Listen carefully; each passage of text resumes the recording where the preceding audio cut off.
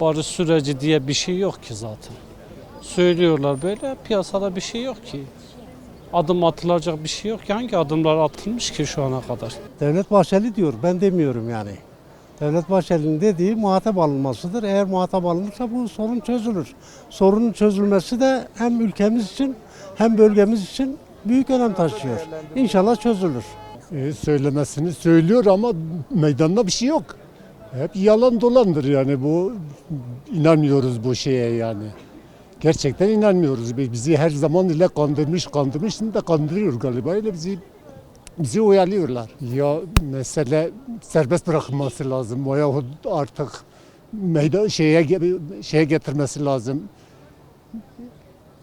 Meclise getirmesi lazım.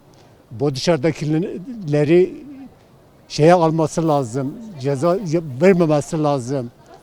Böyle barış süreci öyle olur. Yani sen dağdan kal, sen hapisten kal, ben getireceğim, barış getireceğim. Böyle barış mı olur?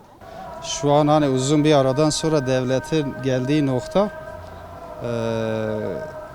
gerçekten hani inandırıcı olabilmesi için, daha sağlıklı bir sürecin yürütülebilmesi için yıllardır bu ülkede yaşanan ciddi problemler, herkes ciddi anlamda sıkıntılar yaşadı, büyük kayıplar yaşandı. Süreç dediğimiz bu anlamda önü açılırsa, yani kim katkı sunacaksa statünün adını koymak, bu biraz bize düşmüyor ama herkese ciddi anlamda rol verilirse daha başarıya ulaşacağını, herkese faydası olacağını düşünüyoruz. Ülkenin de buna ihtiyacı var. İnşallah herkes için daha iyisi olur. Abi hepsi yalandı zaten. Yalan olmasaydı çoktan beri yapacaktı şimdiye kadar. Ama biliyoruz yalan olmasaydı 5 günlük iştir. Ne kimse tutarlı bırakmışlar, ne hiç kimseyi bırakmışlar, ne bizim sürgünümüzü bırakmışlar. Ne Selahattin Demirtaş'ı bırakmışlar. Ne barışı. Yalandır abi. Mesela nasıl? Bütün tutarsızları bıraksınlar. Selahattin Demirtaş'ı bıraksınlar. Sayın Öcalan'ı bıraksınlar da sonra olacak. Olmazsa olmaz zaten. Ya şimdi statü dediğin zaman bilmiyorum yani şimdi ne vaat edilmiş, ne söylenmiş, nasıl olmuş bilmiyoruz ama bu barışı istiyoruz yani barıştan yanayız. Bir an önce olmasını da istiyoruz. Yani hepimiz için de iyi olur bence. Ya umut hakkı verilmesi lazım bence. Yani söylenenin yapılması lazım, gereğinin yapılması lazım. Bir an önce barış olması lazım. Huzurluyuz, hepimiz huzurluyuz yani. Onların da şimdi beklentisi var. Şimdi herkesin beklentisi olduğu için yani olması lazım. Keşke olsa da bir an önce olsa da herkes böyle bir rahata kavuşsa, bilse ki doğrudur, söylenenler yapıldı. Bu gibi şeyler yani iyi olur. Yani süreci yürütebilmesi için uygun koşullar oluşturulması lazım benim bildiğim. Yani çevresiyle, basınıyla, sivil toplum örgütleriyle rahat görüşme, konuşma imkanları, koşulları oluşturulması lazım diye düşünüyorum. Yani devletin söylediği şey süreci yürütebilmesi için bir statü verilmesi lazım. Yani süreci yönetebilmesi için o statünün verilmesi lazım. Süreci yönetebilme statüsü. Barış ve demokrasi adına.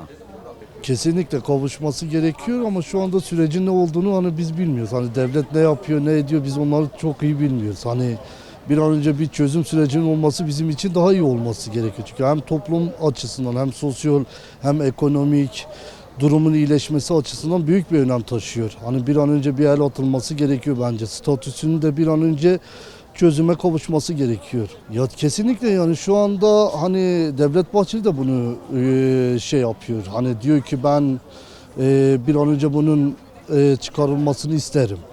Hani çıkması toplum açısından iyi bir şeydir. Onun için de yani şu anda çıkması toplum açısından çok büyük bir önem arz eder. Hani o statüye kavuşması gerekir. Hani Kürt halkı da bunu ister bence. Hani herkes ister. Hani Türk halkı olarak tek değil. Bence bunun hani tüm halklar ister. Hani kimse kaos istemez. Kimse toplumun hani ekonomik olarak da toplumun sosyal durumu hakkında da kimse kötü şeyler istemez. Herkes iyi şeylerin olmasını ister. Hani onun için statüye bir an önce kavuşması gerekiyor. Zaten devlet bunu kendisi istiyor. Devlet istiyorsa bunu Kürtler hayli hayli ister. Şimdi kardeşim önce barış sürecinin başarıya ulaşması için belli insanların dışarı çıkması gerekir. Başta Demirtaş, Mızraklı olsun, Bekir Kaya gibi insanların içeri çıkması gerekir.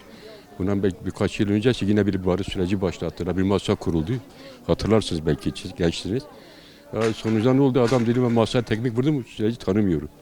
Yani korkumuz odur yani. Sonucun yine belli olmasıdır. Yoksa barış güzel bir şeydir. Yani bütün haklar için iyi bir şeydir barış süreci. İnşallah sonu hayırlı olur.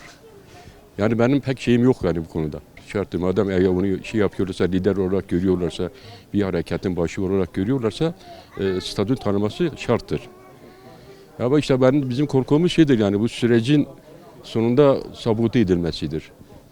Yine acı çeken bizim olmamızdır. Yani yoksa onun dışında statü tabii tanıması gerekir. Eğer sen bir kişiyi önder olarak görüyorsa, lider olarak görüyorsa, onun da etkisi varsa ona bazı hakların tanınması şarttır. Valla bu sürecin ilerlemesi daha iyi yani barışın gelmesi bence ihtiyacı var yani. Yani bu ülkede çok çileler çekildi, çok bedeller ödeldi. Artık bu saatten sonra yani gerçekten barışa ihtiyaç var yani. Devlet Bahçeli'nin de şu şeylerine katılıyorum, ona da çok destekliyoruz. Gerçekten güzel bir barış için mücadele ediliyor. Bunun için yani bir barışa ihtiyaç var yani bence. Onu da bir yani artık bu kadar bedel bir mücadele verdiklerine sonra ona da bir özgürlük hakkı vermeleri lazım yani. O da bir özgürlük hakkına yani gerek duyuyor yani o da lazım yani.